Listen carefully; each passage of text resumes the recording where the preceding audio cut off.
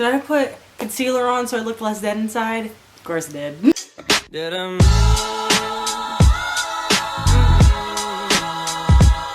Hey y'all, it's me, Cecilia. So today, it is our first video of 2020. I'm filming this New Year's Eve, so you know, let's go. But I figured let's reflect on 2019, and I want to show you guys my favorite books of this year. Later this week, I will upload my worst books of the year, so get ready for that. I'm going to be really salty to some popular books, but you know, it's fine.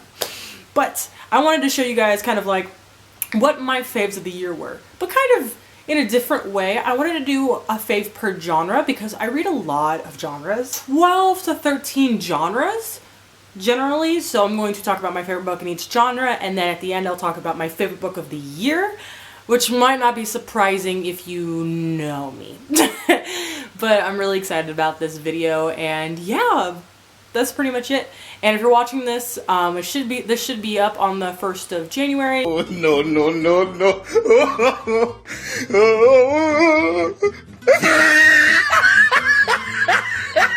Let's just get right into these awards. So the best anthology thing that I read this year was Not Your Princess, The Voices of Native American Women, edited by Lisa Charlie Boy. Now, this was an excellent collection. This collection was not just like essays, but also poetry. There was art, and everything was made by Native American women.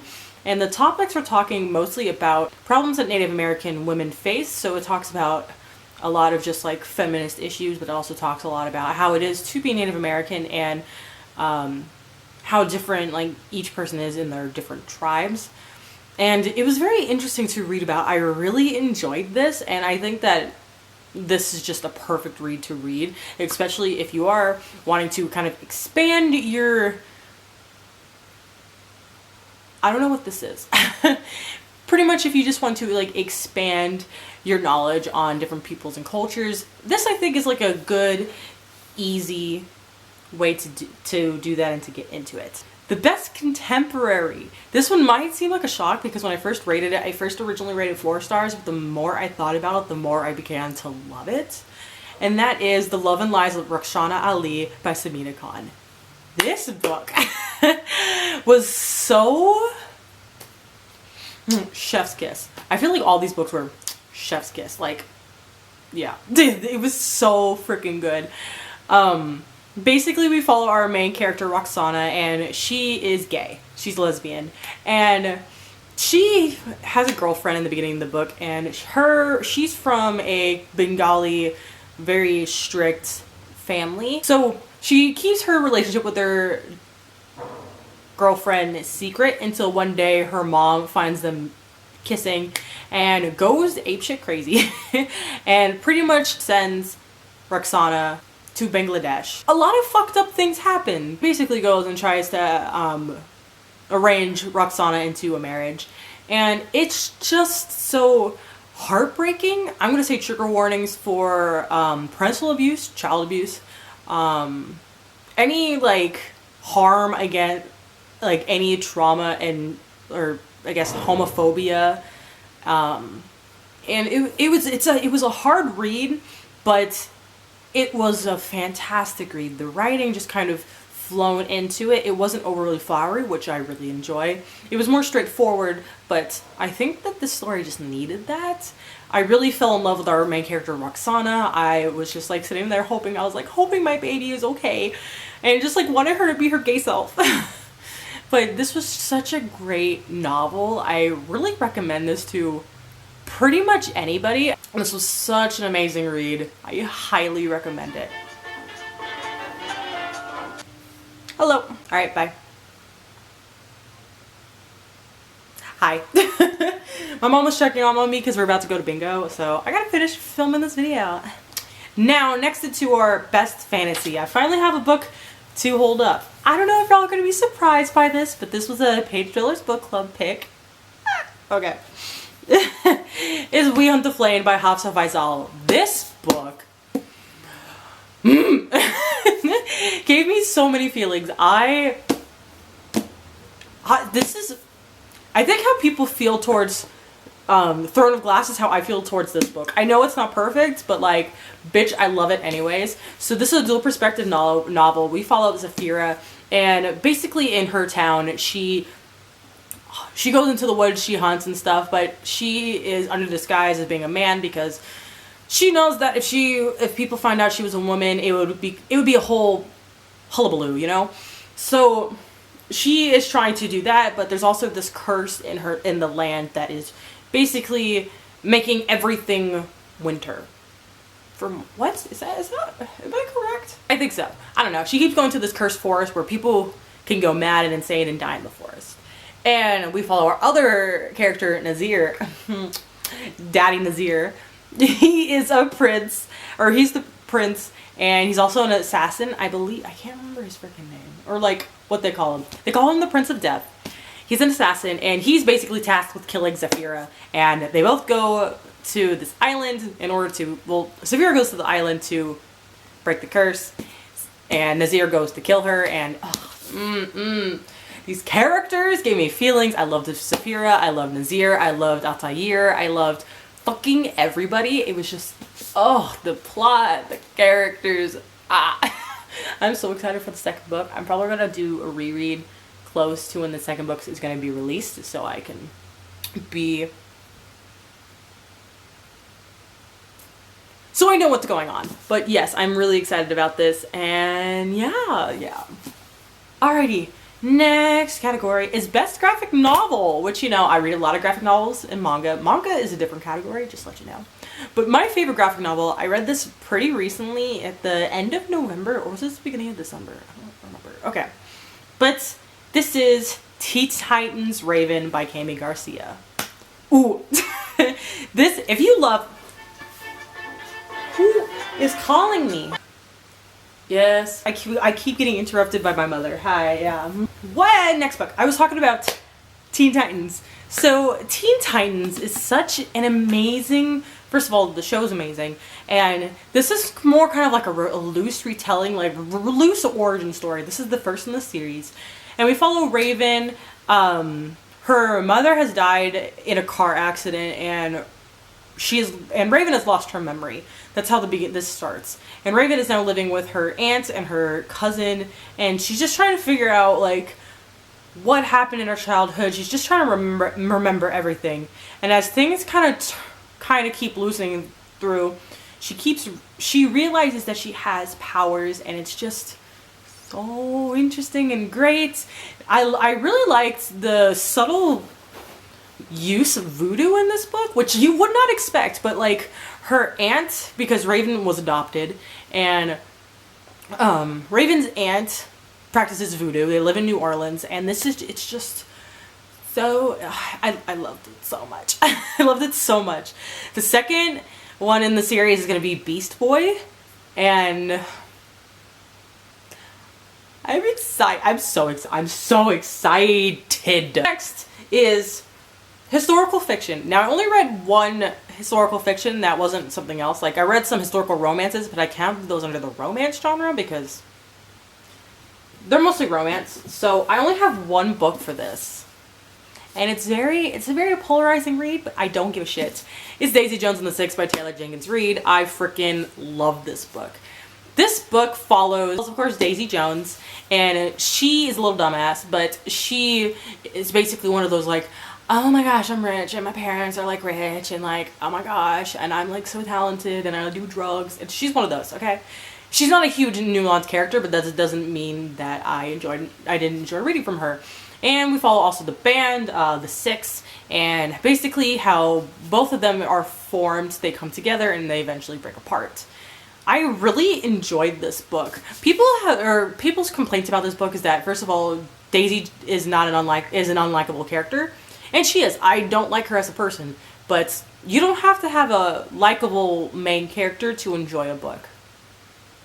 Sorry, you don't. If I liked every main character of every book I would read, like, half the books on this list would not be on this list. I'll tell you that right frickin' now. But what I enjoyed was I loved the music aspect of this book, which is what I wanted from this. That is what I came for this book for. I wanted it to feel like the 1970s. That's what I go to historical fiction for.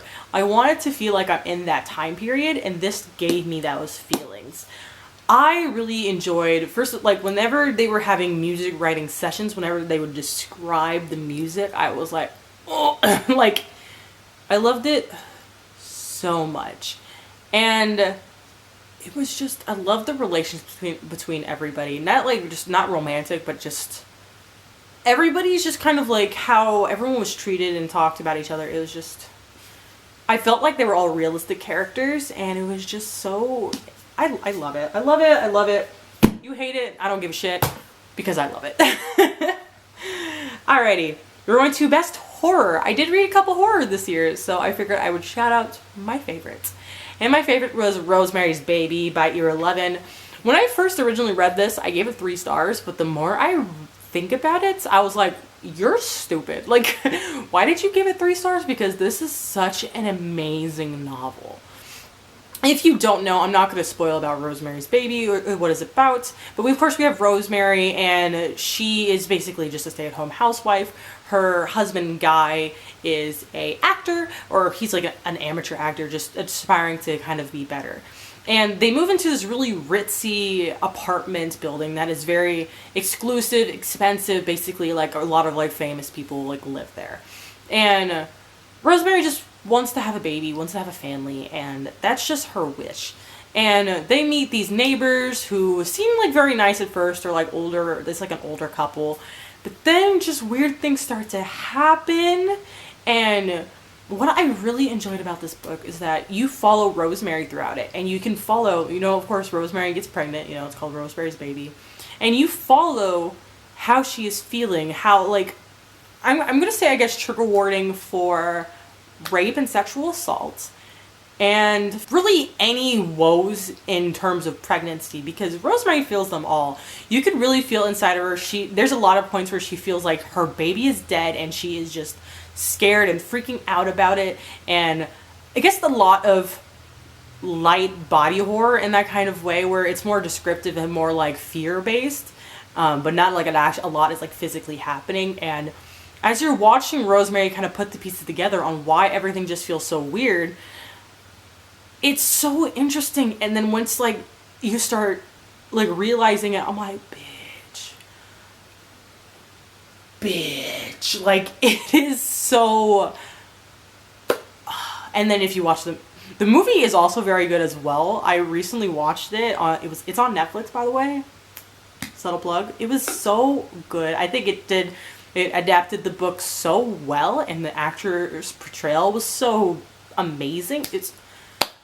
I love it so much. Apparently there's a sequel that I'm probably not going to read because I have a feeling it's going to be terrible, but like, you know. But I really enjoyed this book. Highly recommend it.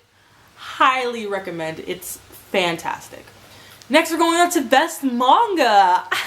Now you're wondering, what manga did you pick? Because I feel like a lot of the manga I read this year was kind of mediocre, but I read this first volume and I fell in love. This is Landed the Lustrous. Oof. This is so beautiful. This manga is just, imagine the crystal gems and stuff from Steven Universe. Take away like all the bad animation, take away all of the stupid side plots, all of that nonsense, but just, and Steven, take away all of that, and just have the crystal gems, a lot more of them, fighting aliens on this kind of version of Earth. But it's really interesting because these crystal gems are actually made of crystal, and they can be quite fragile. Like our main character, she is one of the most breakable crystals, so she's not really tasked or allowed to battle, to fight, or to, no one really trusts her to do anything because she can shatter very easily. And you are basically praised for basically the hardness of your skin, praised of like not being very breakable. And I just found this volume so good and interesting. I watched the first episode of the manga, which is animated in 3D, which you would think, since a lot of 3D animated anime is just so bad, but this one just, I feel like it's just so beautiful. I love it so much. I still haven't continued with the series, and I really want to. I just want to sit down for like a weekend, like check out a bunch of the volumes and just go at it. Next, we're going on to nonfiction. I read quite a bit of nonfiction this year, but I think this is the one that just kind of hit me and impacted me the most. And that is The Uninhabitable Earth, Life After Warming by David Wallace Wells. Now, this book, I would say, is not for people who have a fear of the environment or the fear of a fear of how bad our environment is, because this book will make you shit your pants because it's so fucking... This should be in the horror category, because about 60% of this book talks about how fucked up our planet is, how bad it is in terms of just like I remember listening to this, because I listened to it on audiobook, sitting, and I would just be like, fuck, dude. like the amount of dread I felt reading this book, because it just put into perspective on how badly we are fucking up our planet, how badly we need to fix it as well. This book is more targeted. There's not a lot of solutions, but this is more of kind of like, this is what you need to know, saying like, oh, well, does it matter if I drink out of plastic cups every day? Oh, it's not going to matter if I drive 100 miles to work every day. Because yes, bitch, it matters. And it was just so good. I want to reread it. I want to own it, because I feel like I can get so many good information. I want to annotate it, and it's rare. I never want to annotate books, but this just gave me, I need to. So good. If you want to learn more about environmentalism, if you want to learn more about about climate change and global warming, this I think is a really great resource and book. It's like, it's not very long. Just go into it if you can handle it. Next book is best romance.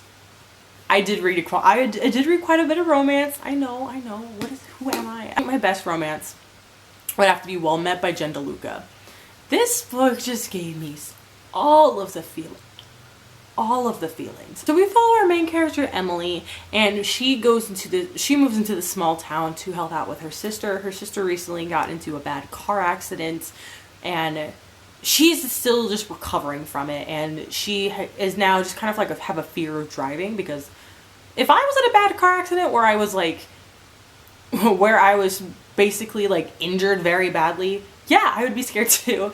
But she's kind of there just to help take care around the house and help take care of her niece, who is like 14, 15. And her niece really wants to join the Renaissance fair that's happening, but since she is under 16 years old, she needs a parent to sign up with her. So of course, Emily signs up, and she becomes a tavern wench, and she has a romance with the pirate. And this book just gave me, first of all, it helped me really realize, and really notice that I have a pirate fetish. I do, and I'm not even gonna fucking try to tell you that I don't, because I do. And I love Renaissance fairs, and it just gave me all of the vibes, all of the feelings. I just want to go to a Renaissance fair, but it's kind of out of season right now, but all I want to do, I just want to go to a Ren fair so bad. But their romance was just so cute, and I was really rooting behind it. I really enjoyed it. It was just so good. Such a great romance. I really enjoyed it. I really recommend. Just go read it. Just go read it, okay? Last category is best mystery thriller. I read quite a bit of mystery thrillers, more than I thought I would this year. I don't know. I feel like this is the year I've read the most of them, and this book I've been thinking about all year long, because I love it so much. And that is Out by Natsuno Kirino. I read this in January, and it's literally on my mind all the time, at least once a week. It's that fucking good. This book takes place in Japan, I believe in the 90s, 80s, 90s, and we follow 4 women, and they work at this bento box factory. And one of the women, all of these women are have different marital statuses, some have kids, some don't, and they're all just very different women, but we get to see a little bit of each of them, or a lot. We didn't get to really know each of them, which is always very nice. But one of them murders somebody, and the others are forced to help. And it is just so amazingly good. We follow more than just those 4 characters. We follow a whole array of characters, but it's to the point where I feel like I know every single one of them, like, extremely well. Like, it's kind of crazy how in this 400-page book, Natsuno Kurino was able to make me feel about all of these characters, make me understand where they're all coming from, why they all do the bad things that they all do. It made me feel like I am actually in Japan. It made me question my own morality. It blew me away with all the twists and turns. Like, it was such a ride reading this book, and I just want to experience that again. It is so amazing. So amazing. And it's not getting the love it deserves. And I think it's because it's a translated work. Maybe it's because she's Asian. I don't fucking know. This needs to get the love that it deserves. I'm tired of fucking seeing that the only mystery thrillers being hyped are white people thrillers. I'm tired of white people. I'm tired of white people thrillers, okay? Tired of white people thrillers. Got you? This is amazing. Go fucking read it. It's great. Yes. I got heated there. Alright, guys. Now we're on to the last category. Talking about my best book of the year. The one book that I could say is my favorite, and I think I could say it is my favorite book of all time at this point. Crazy, I know. It is topped A Tale for the Time Being. That is now my second favorite because this book is so amazing. I'm tired of waiting. It's out by Natsuno Kurino. I thought you guys would all freaking know. This is now my favorite book of all time. I fucking love it. I don't need to go into it because I just talked about it. It is so amazing, and if you only read one book off this list, it's gotta be this one. It's gotta be this one. It is so amazing. I love it so much. But yes, guys, that is it. Those are my favorite books of the year. Let me know what your guys' favorite books of the year, or let me know if you've read any of these and have loved them like I have. But yeah, that is it for today, guys. I will see you in another video. Peace!